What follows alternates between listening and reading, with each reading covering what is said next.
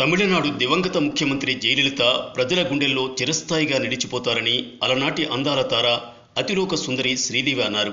జయలలిత లేని లోటును తమిళనాడు ప్రజలు జీర్ణించుకోలేకపోతున్నారని శ్రీదేవి చెప్పారు. చెన్నైలోని మెరీనా బీచ్లోని జయలలిత సమాధి దగ్గర శ్రీదేవి నివాళులర్పించారు. జయలలితతో తనకు ఉన్న అనుబంధాన్ని శ్రీదేవి గుర్తు చేసుకున్నారు. జయలలిత సమాధి దగ్గర ఒక్కసారిగా శ్రీదేవి ఉద్వేగానికి గురైనారు. అనంతరం శ్రీదేవి నేరుగా పోయస్ గార్డెన్ చేరుకుని జయలలిత నెచ్చిలి శశికళను కలుసుకుని ధైర్యం చెప్పారు. ఇదే సమయంలో శ్రీదేవి శశికళ చాలాసేపు మాట్లాడుకున్నారు. ఆ సమయంలో ఇతరులను లోపలికి అనుమతించలేదు.